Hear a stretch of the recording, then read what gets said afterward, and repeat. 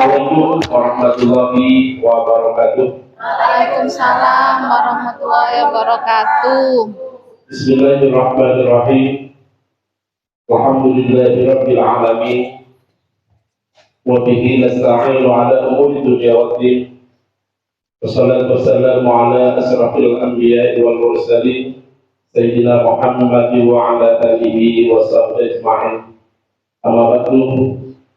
Yang kami hormati Ibu Kepala UPTD SMP Negeri 7 Bangkalan, yang kami hormati Ibu Wakil Kepala UPTD SMP Negeri 7 Bangkalan, yang kami hormati Ibu Urusan Siswaan UPTD SMP Negeri 7 Bangkalan, dan yang saya banggakan Ibu Pemateri Ibu Halimatus Sa'diyah selaku calon guru penggerak angkatan 9 Kabupaten Bangkalan dari UPTD SMP Negeri Bangkalan, serta teman-teman seperjuangan Bapak Ibu guru SMP Negeri Bangkalan dan adik-adik mahasiswa dari Universitas Trunojoyo Bangkalan. Ungkapan puja dan puji syukur maka senantiasa kita panjatkan pada Ilahi Rabbi Azza wa Jalla, karena pada siang hari ini kita bisa melaksanakan serangkaian kegiatan yang direncanakan oleh calon guru penggerak dari SMP Negeri 7 Bangkalan. Mudah-mudahan ridha Allah selalu menyertai kegiatan pada hari ini. Salawat dan salam mudah-mudahan senantiasa tercurahkan kepada baginda yang mulia, baginda Nabi Muhammad SAW, kepada para keluarganya, para sahabat, para tabi dan tabi'in, dan mudah-mudahan kita semua selaku umat beliau senantiasa mendapatkan syafaatnya ila yaumil qiyamah. Amin Allahumma amin. Bapak Ibu hadirin yang kami hormati, saya selaku pembawa acara menyusun kegiatan atau rangkaian acara designasi menyebarkan pemahaman dan pengalaman penerapan budaya positif di UPTD SMP Negeri Bangkalan, tersusun acara sebagai berikut.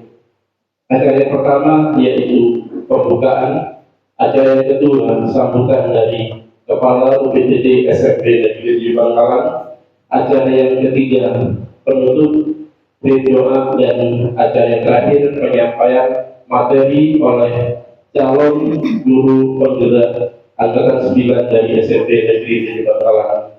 Mengawali acara pada siang hari ini, marilah kita awali dengan pembacaan basmalah bersama-sama. Bismillahirrahmanirrahim. Acara yang kedua sambutan dari Kepala UPTD SMP Negeri 7 Bangkalan, yang dalam hal ini diwakili oleh Wakil Kepala UPTD SMP Negeri 7 Bangkalan, kepada yang terhormat Ibu Wiwi Alfiyati. Waktu dan tempat disilakan.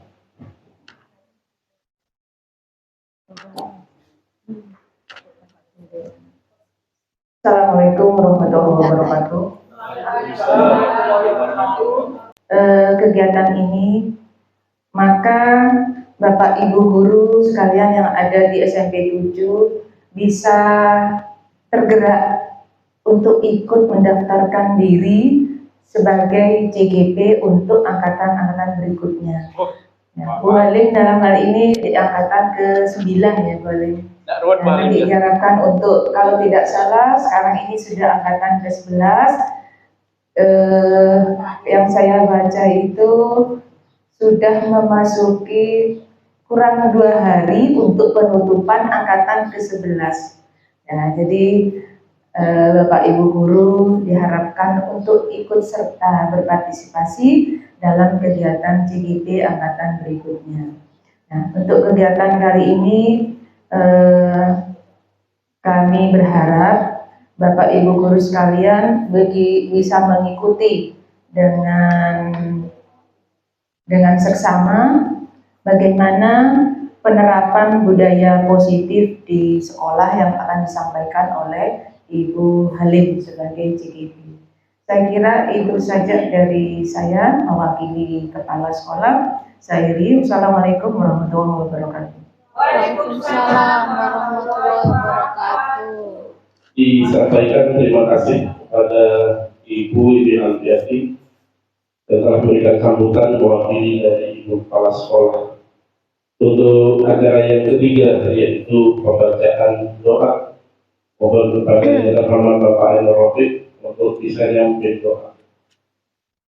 Jadi doa mau doa akan sambut. Ininya.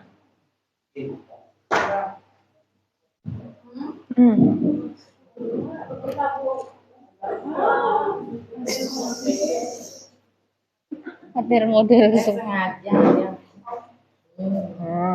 Dia nyeper. Assalamualaikum warahmatullahi wabarakatuh. Waalaikumsalam warahmatullahi wabarakatuh.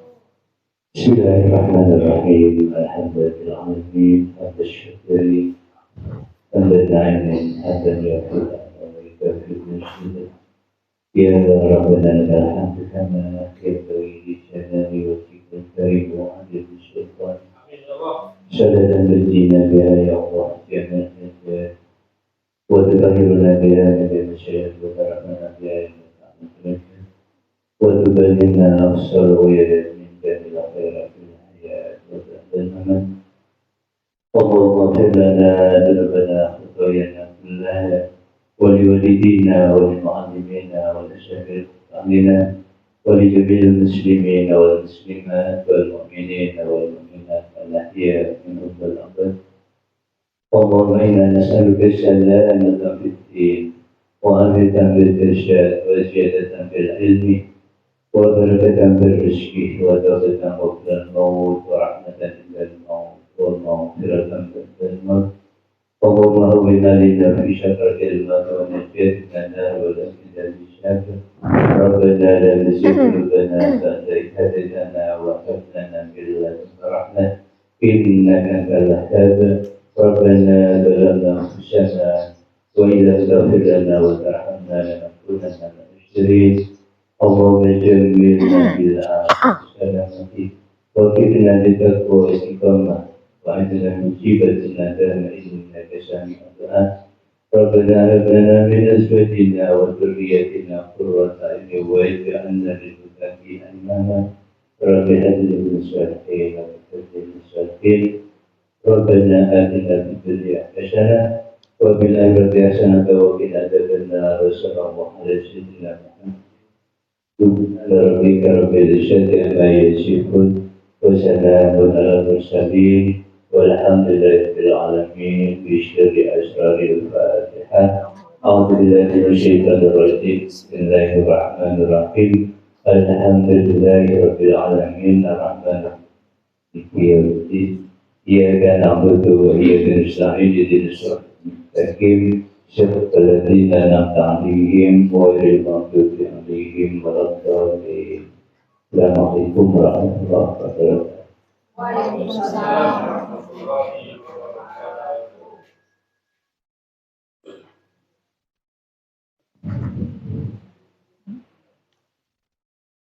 Disampaikan terima kasih kepada Bapak Ainur Rafiq yang telah memimpin pembacaan doa. Dan acara selanjutnya istirahat sambil makan-makan. Dan setelah istirahat langsung sepenuhnya waktu dan tempat saya serahkan kepada Ibu Halimatus Sa'diyah selaku pemateri di acara pada siang hari ini. Segala sesuatunya kami serahkan, disilakan. Langsung aja. Udah dulu marah. Dan beri tepuk tangan yang meriah untuk guru saksi kita, calon guru pembela angkatan 9 Kabupaten Bangkalan dan akan Rahim, mohon izin biar tidak tekan Bapak Ibu. Saya kalau Bapak Ibu Kepala Sekolah itu selalu mengawali dengan pantun. Saya juga ingin mengawali dengan pantun. Air beriak tanda tak dalam. Air terang seperti berlian. Izinkan saya mengucapkan salam kepada hadirin sekalian. Assalamualaikum warahmatullahi wabarakatuh.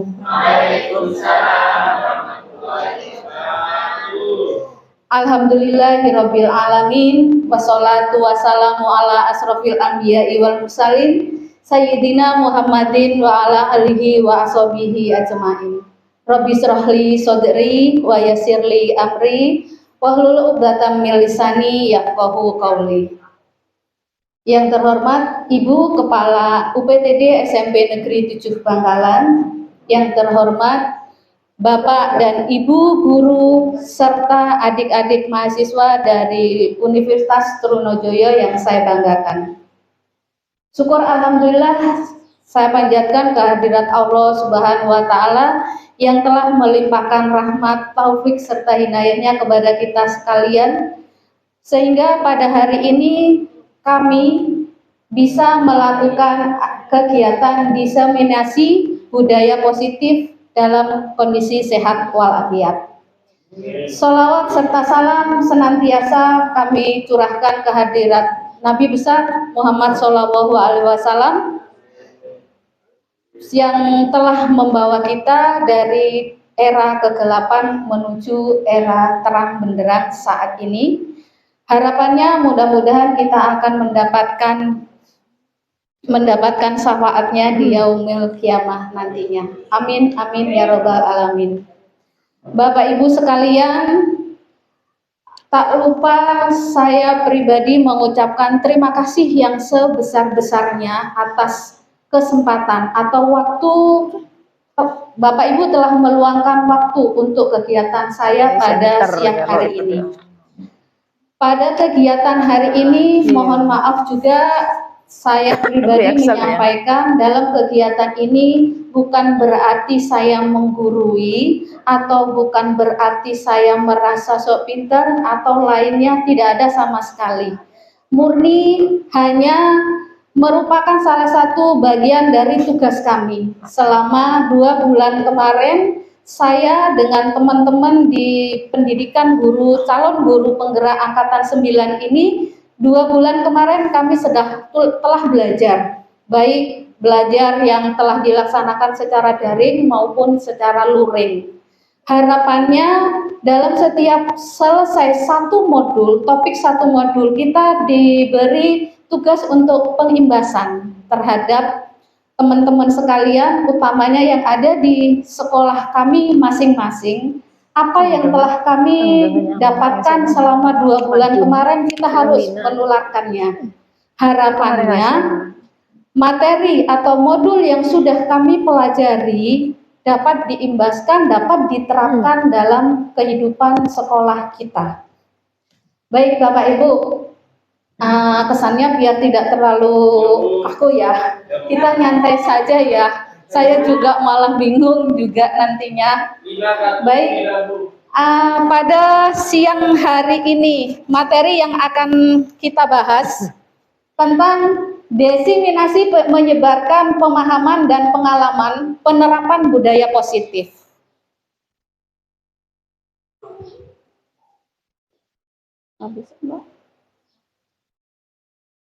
Baik, sebelum saya memulai tentang budaya positif yang akan kita bahas pada hari ini, seperti biasa, saya ingin mengutarakan tentang pemantik, pertanyaan pemantik.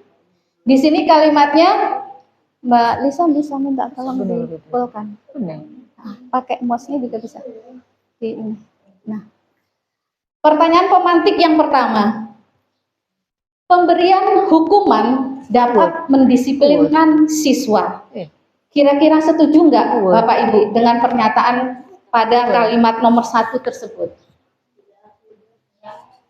Acung tangan yang setuju dengan pernyataan nomor 1. Pemberian hukuman dapat mendisiplinkan siswa.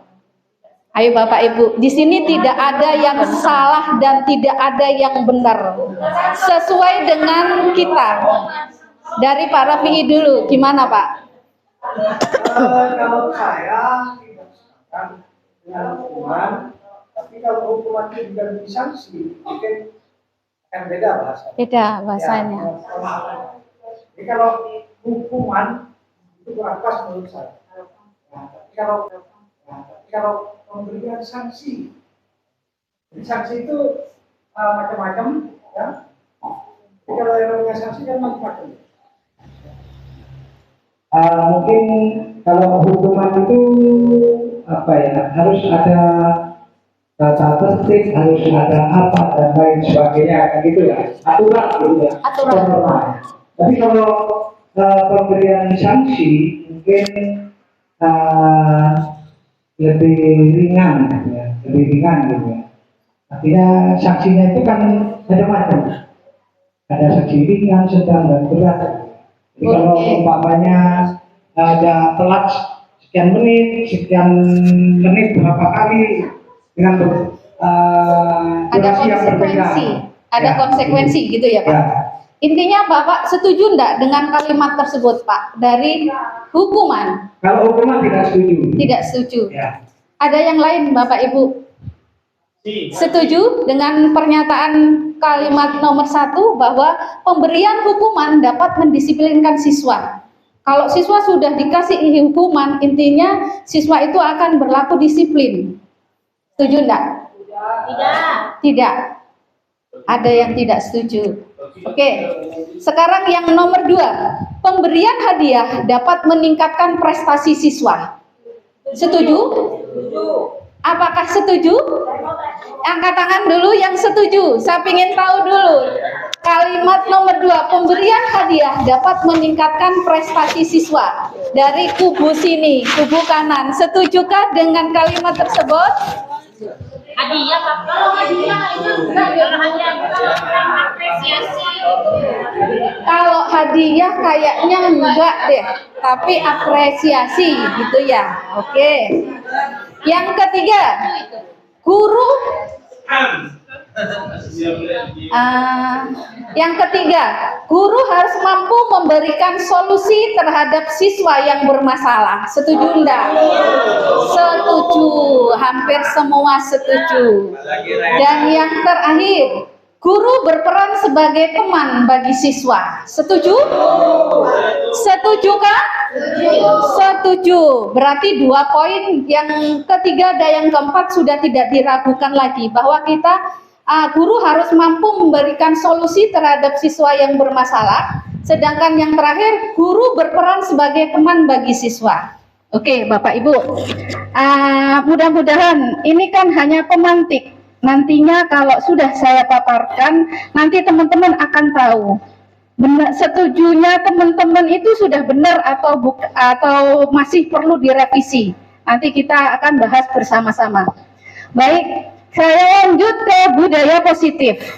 Nah, kalau teman-teman pahami dari kalimat budaya positif, apa yang terlintas dari pikiran teman-teman? Apa sih budaya positif? Budaya yang bagaimana yang harus, kalau positif mesti di pemikiran kita, oh yang baik-baik saja gitu kan. Ya. Sekarang dari kalimat budaya di sini adalah perwujudan dari nilai-nilai atau keyakinan universal yang diterapkan di sekolah. Sekarang penekanannya pada kata nilai-nilai. Nah, kira-kira nilai apa yang akan kita terapkan dari untuk memperkuat kalimat budaya positif tersebut? Nilai positif. Kalau kita terapkan ke kehidupan sehari-hari, kira-kira contoh dari nilai positif itu apa, Pak? Disiplin. Terus Kebiasaan yang sudah dilakukan oleh siswa yang sifatnya lain memberi nilai tambah pada siswa yang lain. kebiasaan yang memberikan nilai tambah terhadap siswa. Intinya bahwa siswa itu diharapkan dalam kehidupan sehari-hari tingkah lakunya sudah sesuai dengan apa yang kita harapkan. Kurang lebih gitu, Pak. Oke. Budaya itu kan Kebiasaan. Nah, sekarang penekanannya tadi pada nilai-nilainya. Nilai-nilai bisa disiplinnya. Kalau misalnya siswa selalu datang tepat waktu ke sekolah tanpa terlambat, apakah bisa dimasukkan ke kategori nilai-nilai tersebut? Masuk. Ya. Terus pembiasaan kita, pembiasaan kita yang sudah kita lakukan setiap hari, setiap kali siswa datang ke sekolah selalu berjabat tangan, bersalim ke gurunya, apakah bisa dimasukkan ke kategori? Masuk. Nah, oke, Bapak Ibu, saya lanjutkan. Nah, sekarang dari nilai-nilai universal tadi ada beberapa poin yang akan kita bahas. Di sini ada 5 poin konsep-konsep untuk oh ya, maaf, 6. Ada 6 poin. Ini slide-nya separuh kepotong. Konsep yang akan menciptakan budaya positif. Yang pertama, 1, jelas disiplin positif. Yang kedua, motivasi perilaku manusia. Yang ketiga, hukum, konsekuensi, dan restitusi. Sedangkan yang keempat, segitiga restitusi. Yang kelima, posisi kontrol guru. Sedangkan yang keenam adalah kebutuhan dasar manusia. Kalau kita perhatikan poin 1 sampai nomor 6, kira-kira poin yang mana yang masih asing bagi kita?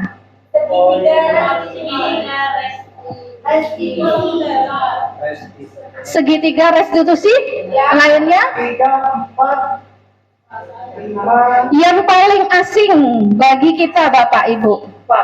Nomor 4, segitiga restitusi. Yang lain sependapat? Segitiga restitusi. Sebenarnya untuk segitiga restitusi ini sudah sering kita lakukan, cuman mungkin istilahnya saja yang berbeda. Apalagi Pak Rofi'i sudah sering melakukan segitiga restitusi ini. Nanti akan kita bahas.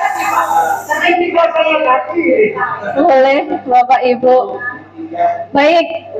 Nah, sekarang sebelum saya lanjut ke materi berikutnya, biar sedikit tidak tegang, biar kita sedikit refresh, biar yang ngantuk jadi melek lagi. Kita sedikit bermain.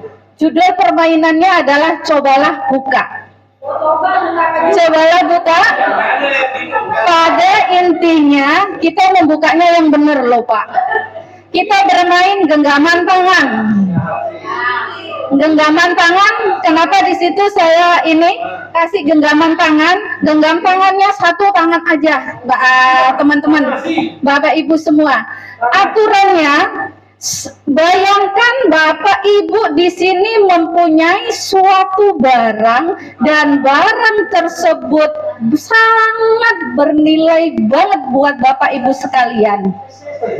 Nah, bayangkan bahwa barang ini nanti bisa kerjasama dengan teman sebelahnya ya. Dengan teman sebelahnya, jadi kita berpasang-pasangan. Kenapa saya minta 1 genggaman saja? Nanti tunjukkan ke teman sebelahnya itu tadi, ini loh aku punya barang, kita berandai-andai, ini loh saya punya sesuatu, biasanya kita kenal istilah dengan kepo ya. Nah, apa sih yang ada di dalam genggaman si A atau si B? Sekarang boleh.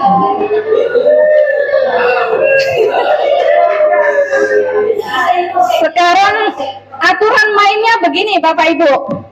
Bapak Ibu dengan teman sampingnya silakan tunjukkan, boleh enggak saya lihat apa sih yang ada di genggamanmu, boleh enggak, silakan ini. Kadang kan kita, ayo bukaan nanti tak kasih uang, ayo, ada yang sampai diitik-itik gitu kan.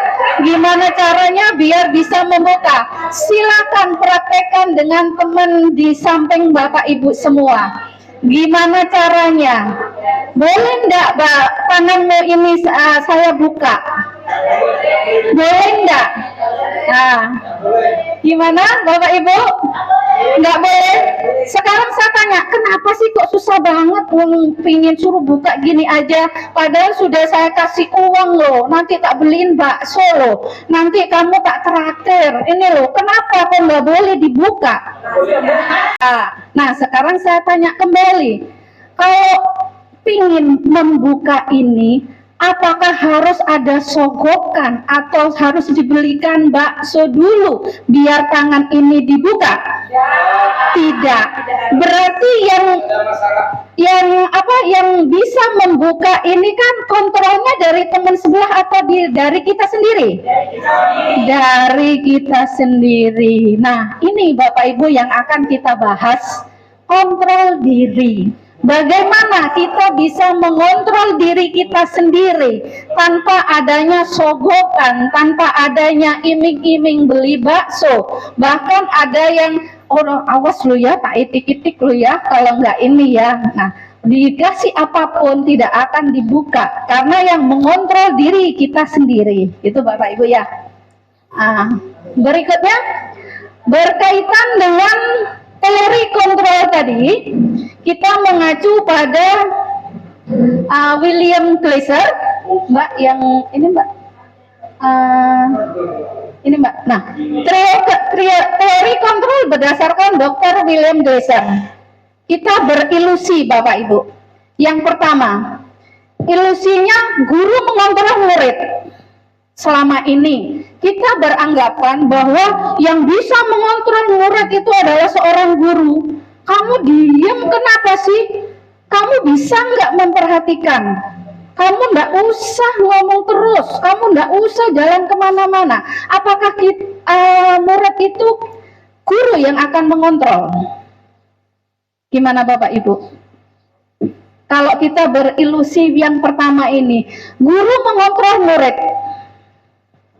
Logikanya seperti ini. Ayo, sekarang ibu kasih PR. PR ini kamu harus kerjakan di rumah. Minggu depan harus dikumpulkan. Pada saat deadline-nya harus dikumpulkan. Apakah semua siswa itu akan mengumpulkan? Tidak. Nah, kita tanya, kenapa kamu kok nggak ngerjakan? Saya capek Bu, saya ini Bu, dan sebaliknya.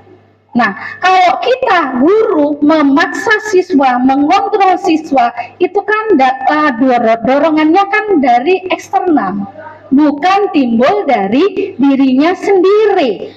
Kalau siswa sudah mempunyai kontrol internal, tanpa disuruh dia akan mengerjakan PR itu sendiri. Benar enggak Bapak Ibu? Nah, setuju enggak dengan pernyataan itu? Alhamdulillah. Terus yang kedua, di sini ilusi semua penguatan positif, efektif, dan bermanfaat. Penguatan efektif. Oh, siswa ini pinter, saya kasih hadiah. Bu Sri kasih hadiah 50.000. Ini siapa yang ini? Apakah hadiah itu akan bermanfaat buat siswa? Apakah hadiah itu akan efektif? Boleh. Kalau dari segi nominalnya kita oke lah bermanfaat. Bermanfaatnya itu ada tenggang waktu jangka pendek dan jangka panjang. Kalau hadiah berupa uang tadi dikasihkan ke siswa karena dia berprestasi, misalnya bisa menebak apa yang dikasihkan guru. Oke, kamu siapa yang bisa menebak? Menjawab pertanyaan saya kasih 50.000. Oke, dikasihkan. Apakah kita akan seterusnya ngasih 50.000 ke siswa? Tidak. Bisa-bisa gaji kita tinggal amplopnya Bapak Ibu. Ya, benar nggak? Jadi di sini pemberian hadiah atau penguatan positif itu mempunyai dampak yang jelek juga karena akan ketergantungan. Kalau saya nanti pinter, saya dikasih hadiah sama Bu Sri. Kalau nggak dikasih hadiah, ya sudahlah, males saya untuk belajar. Akan seperti itu ya. Nah, itu tadi. Semangat, boleh semangat. Tapi kan jangka waktunya hanya pendek saja, tidak seterusnya. Sedangkan siswa belajar itu kan harus terus-menerus. Gitu. Yang ketiga, ilusi kritik membuat orang dewasa bersalah dapat menguatkan karakter. Misalnya, saya itu sudah belajar loh, sudah ngerjain tugas loh, tapi kenapa aku sih dimarahin? Nah, berarti kita ngasih kritik untuk penguatan karakter itu kan caranya harus dirubah, gitu Bapak Ibu. Misalnya, kerjaannya ini sudah benar, bagus, tapi seandainya dipoles agak dikasih warna sedikit terang gimana? Itu kan bisa juga ya. Intinya kritikan kita itu tidak mematikan siswa. Sedikit, oh iya ya, kalau gambarnya tadi dikasih warna terang, setidaknya akan lebih cerah, itu Bapak Ibu. Nah, yang terakhir, ilusi orang dewasa memiliki hak untuk memaksa. Nah, ini yang tanpa kita sadari, ini yang sering kita lakukan, merendah. Ya, kita sebagai orang dewasa atau guru di sekolah ini, coba kamu lari keliling lapangan 10 kali. Padahal kan kita nggak tahu kenapa siswa ini terlambat, gitu kan? Nah itu Bapak Ibu. Next, ini stimulus, respon, dan teori kontrol. Maaf saya pindah kurang ini ya, kurang bisa dibaca dengan jelas. Maaf Bu Ami. Di sini ada stimulus, respon, dan teori kontrol. Kita akan bisa membedakan. Yang pertama, realitas atau kebutuhan kita sama. Sedangkan kalau berdasarkan teori kontrol, kebutuhan kita ini berbeda. Benar enggak? Antara si A dengan si B, apakah sama kebutuhannya? Tidak, jelas berbeda. Ini kan yang mulai ini. Kalau yang stimulus respon, sedangkan kalau berdasarkan teori kontrol bahwa kebutuhan kita ini akan berbeda. Berikutnya, semua orang melihat hal yang sama. Sedangkan pada teori kontrol, setiap orang memiliki gambaran berbeda. Benar nggak, Bu? Iya, nggak akan sama. Kita makannya aja walaupun sama-sama makan tela, tapi mikirnya nanti akan berbeda-beda, gitu. Next, berikutnya kita kita mencoba mengubah orang agar berpandangan sama dengan kita.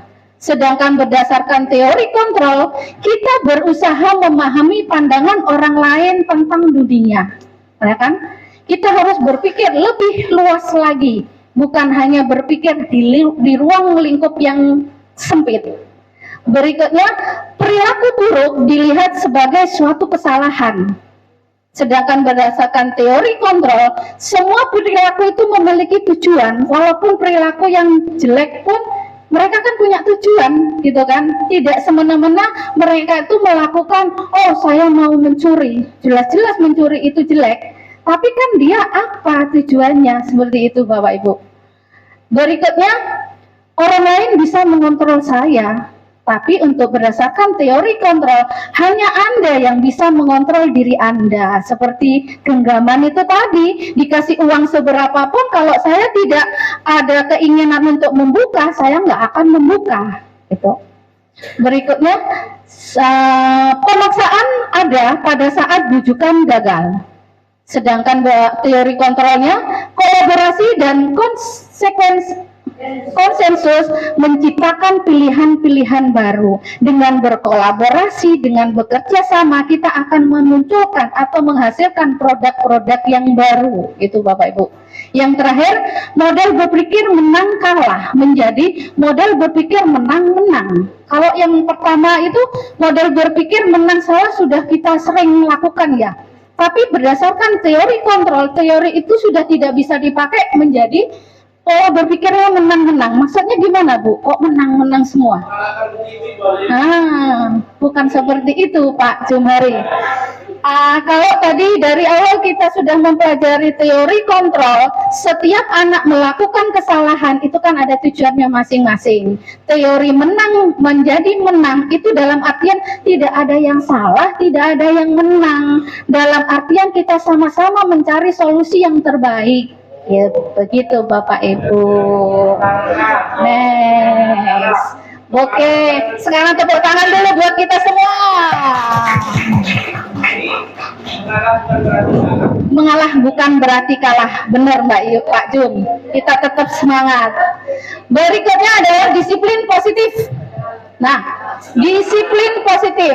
Disiplin positif merupakan salah satu cara penerapan disiplin yang bertujuan untuk menumbuhkan kesadaran serta memberdayakan anak untuk melakukan sesuatu tanpa sogokan. Nih, anak-anak atau kita orang dewasa dalam melakukan sesuatu bisa dikata istilahnya Pak Jumhari, Pak Rofiq, mengerjakan sesuatu itu harus ikhlas itu.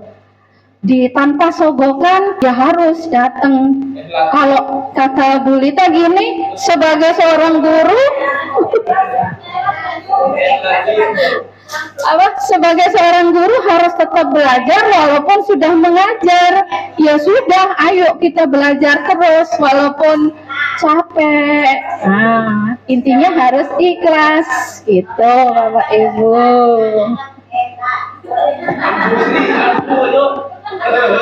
Baik Bapak Ibu. Nah, dari awal nilai-nilai kebajikan universal. Nah, nilai-nilai kebajikan tadi kita sudah bahas tentang disiplin, tentang ikhlas dan lain-lainnya. Semua itu mengacu ke profil pelajar Pancasila dengan dimensi-dimensinya. Kalau tentang profil pelajar Pancasila nggak perlu dibahas lagi. Teman-teman ini sudah paham semua, sudah di luar kepala. Bahkan Bu Sri tiap hari nyanyi-nyanyi. Bu Sri, tolong Bu Sri dipimpin dulu nyanyi profil pelajar Pancasila Bu Sri biar kita semangat lagi. Apa ya lupain? Ayo Bu Sri. Belajar Pancasila, beriman dan bertakwa pada Tuhan Yang Esa dan berakhlak mulia, berkebinekaan global, gotong royong mandiri, kreatif dan bernalar kritis. Terima kasih.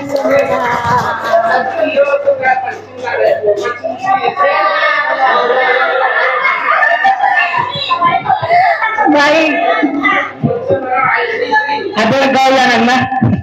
Nampak mancing ada goyangan. Baik, terima kasih.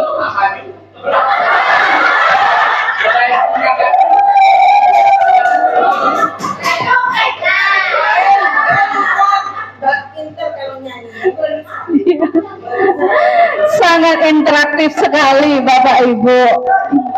Yang semula saya deg-degan malah saya termotivasi juga. Terima kasih Bapak Ibu. Nah, nih sekarang kita lanjut ya Bapak Ibu ya. Nah, sekarang motivasi perilaku manusia. Di sini ada 3 motivasi perilaku manusia. Sekarang coba dari Bapak Ibu semua, kira-kira motivasi perilaku yang mana yang akan Ibu dari ketidaknyamanan, yang kedua mendapatkan imbalan atau penghargaan dari orang lain, sedangkan yang ketiga menjadi orang yang mereka inginkan dan menghargai diri sendiri dengan nilai-nilai yang mereka percayai. Selama ini kita mana yang sudah kita lakukan? Bu Wiwi yang 3, Bu Wiwi 1 dan 3. Bu Sri, gimana Bu Sri? Motivasi mana yang sudah Ibu lakukan?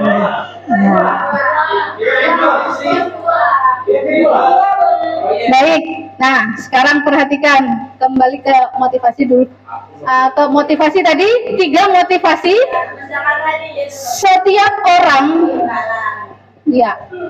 Setiap orang dalam melakukan sesuatu itu mesti kan ada motivasi tersendiri ya. Nah, kalau tidak ada motivasi, rasanya kita malas untuk melakukan sesuatu. Yang pertama, untuk menghindari ketidaknyamanan. Kira-kira contohnya bagaimana? PMM, benar. PMM yang lagi ini di sekolah kita. Selama ini kan, aduh biarinlah, nanti aja Bu Wiwi nggak ngecek kok, Bu Wiwi nggak negur kita kok, gitu kan. Nah, tapi begitu, memang nyata. begitu kita ada list di grup WA, wah semua wes nggak peduli di rumah belum masak nggak peduli, PMM terus. Nah ini menghindari ketidaknyamanan. Seandainya kalau kita sudah dicicil dari kemarin-kemarin kita sambil tiduran selesai Bapak Ibu ya, nah, termasuk saya juga.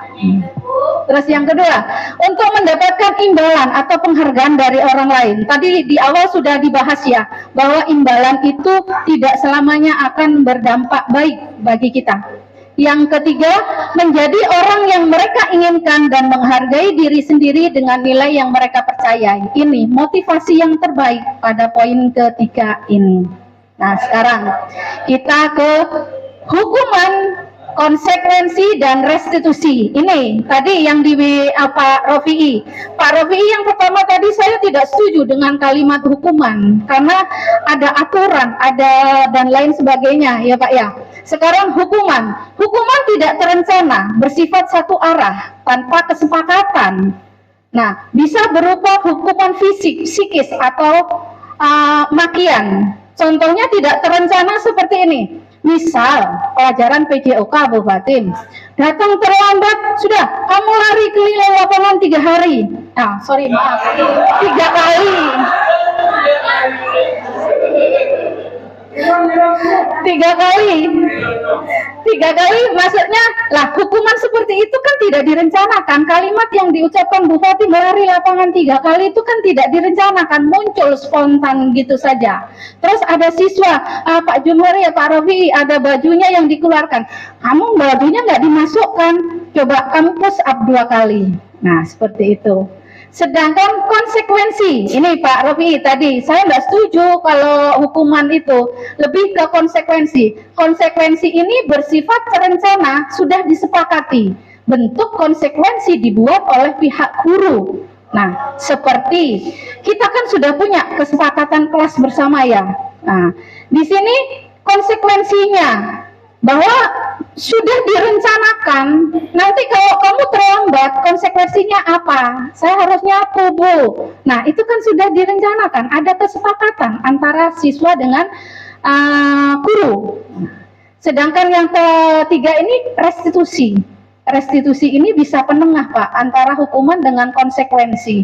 Mbak Lisa minta tolong slide-nya. Restitusi ini proses menciptakan kondisi untuk memperbaiki kesalahan mereka sehingga mereka dapat kembali kelompoknya dengan kondisi yang lebih baik. Nah, restitusi. Restitusi itu kita kembalikan. Kenapa kok kamu terlambat? Nah, biasanya konselingnya Bu Matus ya. Nah, tapi nantinya yang mengkonseling itu bukan hanya Bu Matus. Bayangkan nanti kalau semua banyak ini Bu Matusnya nanti kewalahan, kasihan juga.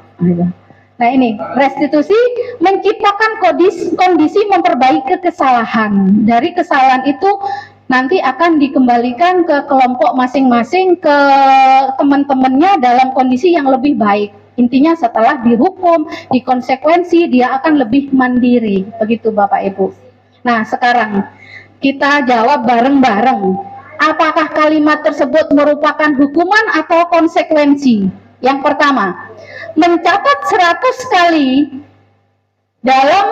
di dalam buku kalimat saya tidak akan terlambat lagi karena terlambat sekolah. Nomor 1 ini hukuman atau konsekuensi? Hukuman atau konsekuensi? Konsekuensi. Karena di sini mencatat 100 kali dalam buku karena terlambat sekolah kan? Nah, karena dia terlambat, konsekuensinya harus ini karena sudah ada kesepakatan. Yang kedua, lari mengelilingi lapangan basket 2 kali karena terlambat hadir di sekolah. Hukuman atau konsekuensi? Hukuman atau konsekuensi? Hukuman, ya. Yang berikutnya, membersihkan coretan yang dibuatnya di meja tulis. Konsekuensi, karena dia sudah mencoret-coret meja, maka harus membersihkan. Berikutnya, murid diminta untuk push up 15 kali karena tidak membersihkan kelas. Hukuman atau konsekuensi? Hukuman, benar? push up 15 kali karena tidak membersihkan kelas. Dia nggak bersihkan kelas, konsekuensi karena dia nggak bersihkan kelas maka harus di push up, begitu Bapak Ibu. Terus menggantikan tugas teman yang telah dicoret-coret. Maksudnya buku teman atau tugas hasil karya teman-teman ini sudah dicoret-coret, maka dia mengganti tugasnya itu tadi, konsekuensi. Berikutnya, berjemur di lapangan basket pukul 12.00 karena mengobrol dengan teman. Hukuman atau konsekuensi? Dia berjemur di lapangan karena konsekuensi Bapak Ibu.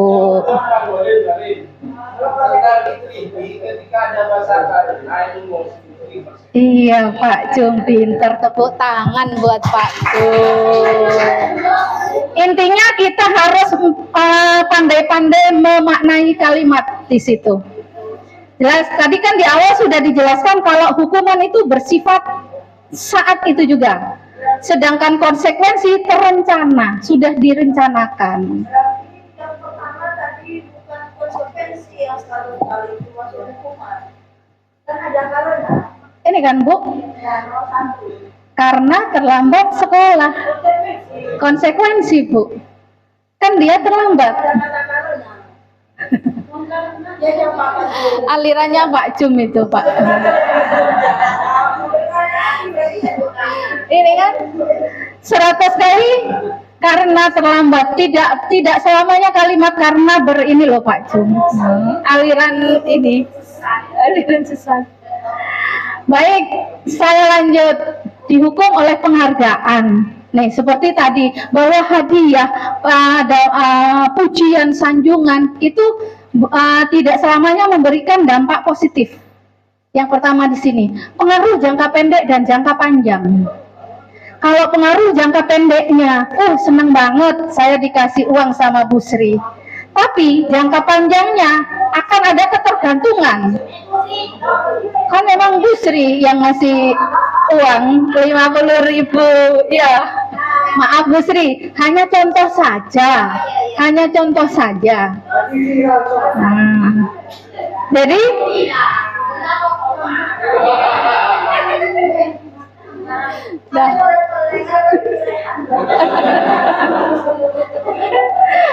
baik Bapak Ibu. Baik, kita lanjut Bapak Ibu ya, biar cepat selesai. Yang kedua ini, penghargaan tidak efektif, tidak jauh beda dengan yang pertama ya, nggak usah kita bahas. Yang ini penghargaan merusak hubungan. Nih, yang perlu kita cermati Bapak Ibu, penghargaan merusak hubungan. Misalnya, kita terapkan selama ini ranking 1, ranking 2, ranking 3 dan seterusnya. Sedangkan yang dikasih hadiah kan cuma ranking 1 saja. Padahal yang ranking 2 itu juga sudah berusaha mati-matian belajar loh. Nah, nantinya pada saat ranking 1 saja yang dikasih hadiah, aduh aku sudah belajar susah-susah ranking 2, akhirnya saya juga dicuekin, saya nggak dikasih hadiah. Nah, itu Bapak Ibu, penghargaan merusak hubungan.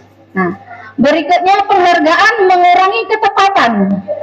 Kalau saat ini dimotivasi dengan hadiah, besok hadiah, lama-lama yang menyediakan hadiah kan sudah nggak ini lagi, bangkrut. Udah nggak ada hadiahnya, males aku nggak mau kerja, nggak mau belajar lagi, gitu kan. Nah, next, penghargaan menurunkan kualitas nih Bapak Ibu, karena sering dikasih penghargaan semangat untuk belajar. Begitu penghargaannya dihentikan, sudah males, aku nggak mau belajar, akhirnya kualitasnya akan menurun. Nih, untuk penghargaan mematikan kreativitas dan penghargaan menghukum bahwa penghargaan, hadiah dan lain-lain itu sifatnya itu menghukum loh Bapak Ibu, bukan mau kita kan biar senang gitu kan. Tapi kenyataannya penghargaan hadiah itu malah menghukum. Itu Bapak Ibu yang perlu kita luruskan. Begitu yang saya dapatkan dari CGP. Nah, sekarang restitusi. Restitusi tadi. Nah, restitusi bukan untuk menebus kesalahan, namun untuk belajar dari kesalahan. katanya pengalaman itu adalah best experience, pengalaman yang terbaik. Nah, kan nggak ada sekolahnya pengalaman gitu, bisa masuk ke poin ini. Sedangkan yang kedua, restitusi memperbaiki hubungan. Kalau tadi hanya dikasih hadiah ranking 1 dan ranking 2, setelah kita melakukan restitusi, nah akhirnya yang semula gontok-gontokan itu kan jadi baik hubungannya. Nah, restitusi adalah tawaran, bukan paksaan. Begitu Bapak Ibu. Next, restitusi menuntun untuk melihat ke dalam diri. Maksudnya menuntun bahwa unsur-unsur yang ada, intrinsiknya itu biar muncul dengan sendirinya. Saya mau datang tepat waktu karena memang sudah kewajiban saya.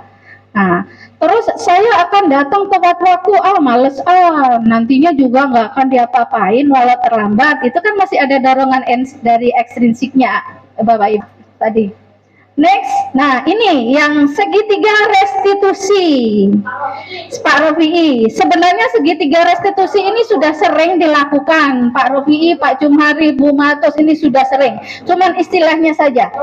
Tahapannya dulu, Bapak Ibu. Tahapan segitiga restitusi. 1, menstabilkan identitas.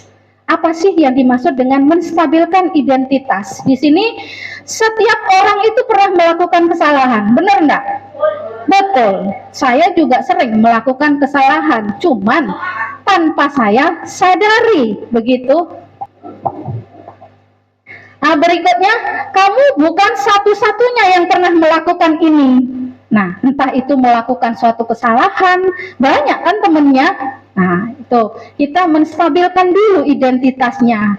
Kenapa anak ini? Setelah distabilkan, selamat datang. Next, yang berikutnya adalah validasi tindakan salah. Kalau tadi sudah distabilkan, cari permasalahannya, divalidasi. Validasi di sini maksudnya adalah kamu tentu punya alasan kenapa sih kamu berbuat seperti ini, gitu kan? Berikutnya, adakah cara yang lebih efektif untuk mendapatkan apa yang kamu butuhkan? Misalnya, orang itu mencuri, apakah ada yang lebih efektif lagi selain mencuri? Begitu Bapak Ibu. Yang terakhir adalah menanyakan keyakinan kelas. Keyakinan kelas itu apa yang sudah kita tuangkan dalam kesepakatan kelas. Di kelas itu kita, alhamdulillah kita sudah bikin semua ya Bapak Ibu ya. Tinggal menerapkan aja. Kalau misalnya dia datang terlambat, kamu paham nggak? Di keyakinan kelas kita sudah diterapkan bahwa siswa itu harus datang tepat waktu, begitu. Ini Pak Rafi'i yang disebut dengan segitiga restitusi. Baik, untuk lebih memahami pemahaman kita tentang bagaimana sih penerapan segitiga restitusi, kita sedikit lihat video Bapak Ibu.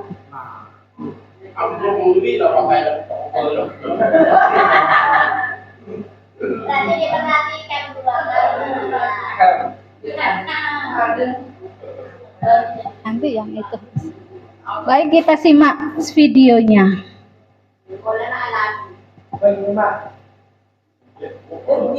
Bahwa guru itu menggunakan kalimat yang bagaimana Bapak Ibu? Kasar atau tidak? Menghardik enggak? Di situ menghardik bahkan menunjuk-nunjuk. Gimana kamu ini mesti datang terlambat dan sebagainya. Nah, kalau ciri dari kalimat menghukum itu bahwa kalimat yang sering digunakan itu mesti selalu menghardik, menunjuk-nunjuk. Identitasnya bukan hanya menghardik atau menunjuk saja, lebih keras gitu Bapak Ibu. Sedangkan dampaknya siswa itu akan dendam. Dimarahin lagi, males saya ketemu sama Pak Jumhari itu, bolak-balik saya dimarahin, gitu kan Bapak Ibu ya. Kalau sudah dendam dengan gurunya, otomatis dampaknya akan ke mata pelajarannya. Males, saya ngikuti pelajaran matematika, karena saya selalu dimarahin sama Pak Jumhari, dan seterusnya.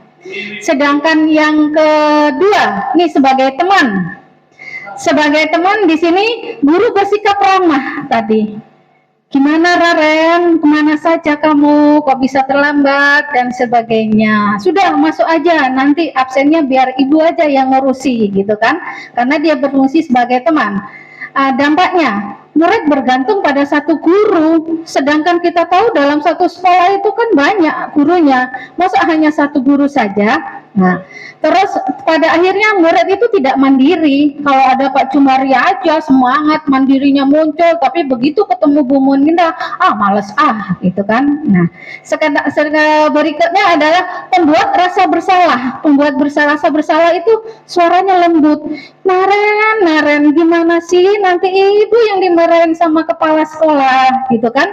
Kesannya gurunya takut dengan kepala sekolah, melimpahkan nanti ibu yang dimarahi, dipikir ibu tidak bisa membimbing kamu, tidak bisa mendidik kamu. Di sini dampaknya siswa akan minder, tidak percaya diri. Otomatis kalimat ibu tadi kan pelan, tapi kan kesannya nyelekit, gitu kan. Nah, gimana sih nanti ibu yang dimarahin kepala sekolah, dan kalimat itu nantinya akan selalu terngiang-ngiang di murid. Jadi murid itu tidak akan rasa percaya dirinya akan hilang.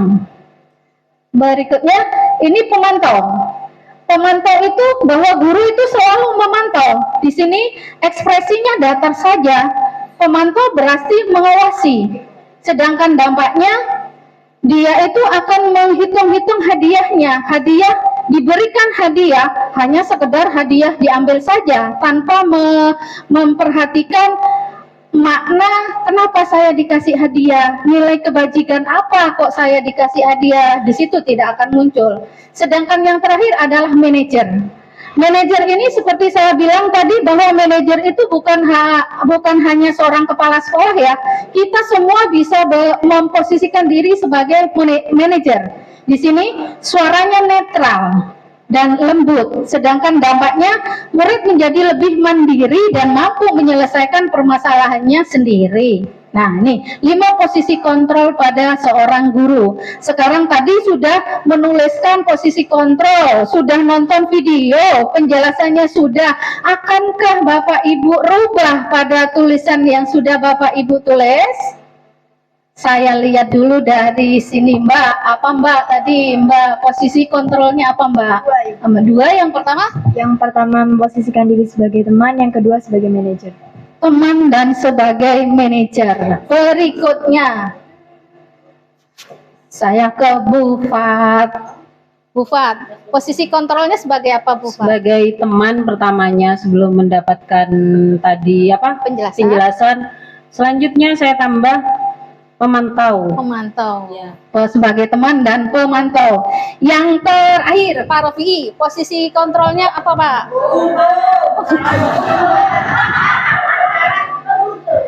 Sudah ditulis Bu, ya, dari tadi tidak nyontek dari Bu Fat ya, dari tadi sudah ditulis yang sama. Ya. Saya bukan kepala sekolah, belum manajer ya, maaf. Posisi kontrol seorang manajer bukan berarti memposisikan diri sebagai kepala sekolah. Kita semua bisa memposisikan diri sebagai posisi kontrol manajer. Baik, Bapak Ibu. Dan tadi sudah kita posisi kontrol kelima tadi. Kalau kita paling baik posisi kontrol yang mana? Posisi manajer. Akankah ke depan kita akan memposisikan posisi kontrol sebagai manajer?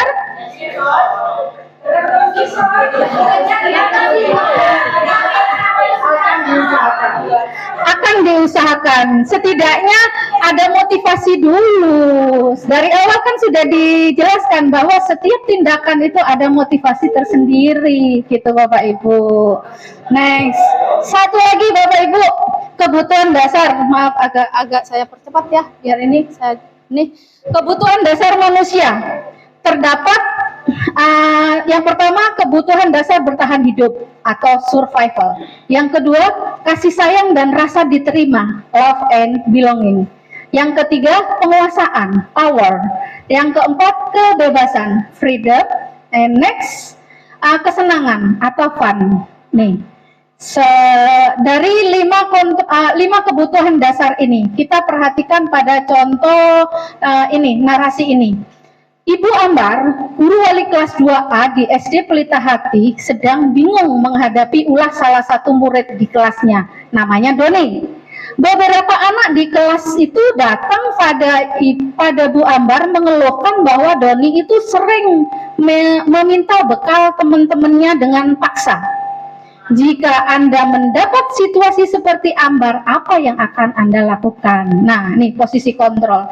Setidaknya setiap siswa atau mana kita sendiri, seorang dewasa atau sebagai guru, kita semua kan mempunyai kebutuhan, Bapak Ibu ya.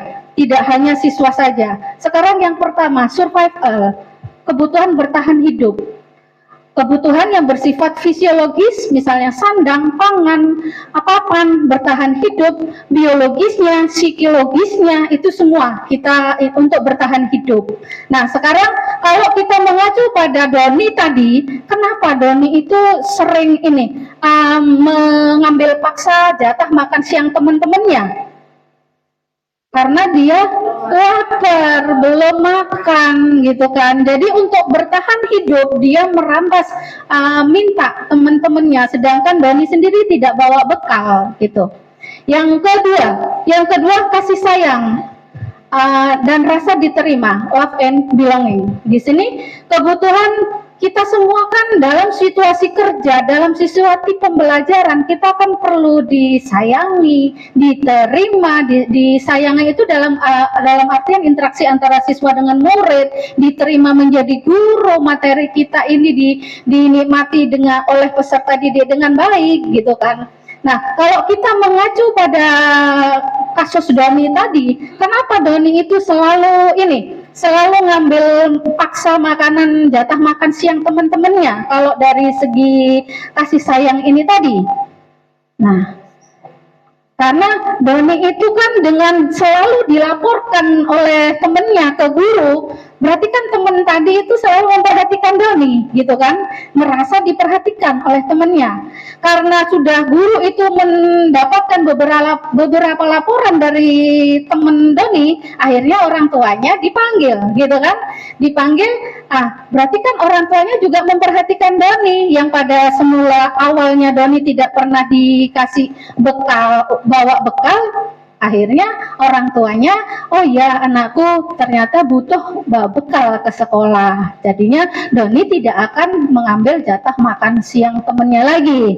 Nah, berikutnya, sekarang penguasaan, penguasaan atau power ini kebutuhan berhubungan dengan kekuatan untuk mencapai sesuatu, menjadi kompeten, terampil, dan diakui. Nah, kalau pada kasus Doni tadi mengambil makanan teman-temannya dengan dia merampas teman-temannya, kan teman-temannya takut kan? Nah, saya yang menang, saya yang jago, maka makananmu sini saya ambil semua, gitu kan? Nah, yang berikutnya nomor 4, kebebasan atau freedom. Sini adalah kebutuhan akan mandiri, kebutuhan untuk memiliki pilihan dan mampu mengendalikan arah hidupnya. Kalau pada kasus Doni, di sini dia ingin kebebasan. Mungkin Doni itu kan tiap hari dibawain bekal ikan tahu tempe gitu terus kan, lama-lama kan bosen. Doni pingin yang lain, dia pingin merasakan menu teman-temannya yang lain. Pada akhirnya Doni akan merampas menu makanan teman-temannya yang tadi. Next, berikutnya adalah kesenangan. Nah, kalau kita perhatikan tingkah laku Doni tadi itu baik atau buruk, Bapak Ibu? Ngambil jatah makan teman-temannya tadi, buruk kan? Nah, di sini keburukan itu akan menjadi kesenangan bagi Doni. Di sini kan kesenangan, kebutuhan untuk mencari kesenangan atau bermain. Sama halnya dengan kita seorang guru dalam menyajikan, kalau kita sekarang kan tujuan pembelajaran berdiferensiasi itu kan bagaimana kita guru memfasilitasi peserta didik sesuai gaya belajarnya, pada akhirnya siswa kan merasa tertarik dengan materi yang akan kita sampaikan. Begitu pula dengan Doni. Doni tadi yang semula dia buruk untuk ngambil, tapi dia merasa senang kenapa? Oh, saya bisa ngambil teman-temannya kan jengkel ya, melihat teman-temannya jengkel, Doni malah seneng gitu Bapak Ibu. And next, nah sekarang lalu bagaimana peran kita sebagai seorang guru memenuhi 5 posisi kontrol tadi, memenuhi 5 kebutuhan dasar tadi. Langkah pertama, mengetahui kebutuhan dasar murid. Bukan hanya murid saja yang mempunyai kebutuhan dasar, kita manusia dewasa juga mempunyai kebutuhan dasar. Kalau kebutuhan kita tidak terpenuhi, apa yang terjadi Bapak Ibu? Kita uring-uringan, males gitu kan, ya kan? Intinya setiap permasalahan, timbulnya permasalahan itu karena kebutuhan dasar kita tidak terpenuhi, begitu kan? Nah, berikutnya mengetahui latar belakang murid. Kalau kita udah tahu, oh berarti si sama Yogi ini kebutuhan dasarnya tidak terpenuhi. Setelah tahu seperti itu, kita cari latar belakangnya, permasalahannya apa. Jadi ini Bapak Ibu, sekarang pada intinya kebutuhan dasar tidak hanya dibutuhkan oleh murid, kita sebagai manusia dewasa juga membutuhkan kebutuhan yang sama untuk memenuhi kebutuhan dasar kita. Jadi ini Bapak Ibu yang next, alhamdulillah, thank you. Demikian Bapak Ibu materi yang tentang budaya positif yang saya sampaikan pada siang hari ini. Apakah ada pertanyaan Bapak Ibu? Tidak ada ya Bapak Ibu? Kalau tidak ada, saya bisa tutup. Terima kasih sekali lagi waktunya. Mudah-mudahan apa yang saya sampaikan pada siang ini bermanfaat buat kita semua, dan insya Allah kita bisa terapkan di lingkungan sekolah kita. Wa akhiru kalam, wassalamualaikum warahmatullahi wabarakatuh. Assalamualaikum warahmatullahi wabarakatuh. Saya Ibu Wiwi Alfiati, Wakil Kepala Sekolah SMP Negeri 7 Bangkalan. Kegiatan yang dilakukan oleh salah satu guru penggerak, calon guru penggerak di SMP Negeri 7 Bangkalan, yaitu melaksanakan kegiatan diseminasi penyebaran pemahaman disiplin positif. Nah, yang sudah diikuti oleh seluruh Bapak Ibu guru di SMP Negeri 7 Bangkalan. Pelaksanaan ini cukup bagus karena memberikan pemahaman kepada teman-teman sejawat, para guru di SMP Negeri 7 Bangkalan, bagaimana penerapan kegiatan, bagaimana penerapan disiplin positif di sekolah. Nah, dalam hal ini bisa menjadi masukan, juga menjadi pembelajaran, atau bisa juga menjadi bekal untuk bisa melaksanakan hal yang sama untuk para siswa di sekolah ini.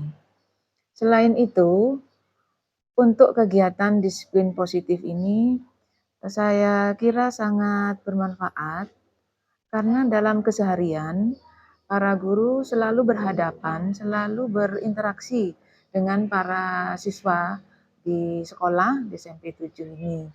Jadi pasti menemukan hal-hal yang seperti disampaikan, seperti yang diseminasikan oleh Ibu Halimatus kemarin. Nah, saya kira cukup bagus kegiatannya, dan kegiatan itu berjalan sangat lancar, tertib, dan mudah-mudahan dapat bermanfaat untuk teman-teman sejawat, para Bapak Ibu guru yang ada di SMP Negeri 7 Bangkalan. Assalamualaikum warahmatullahi wabarakatuh.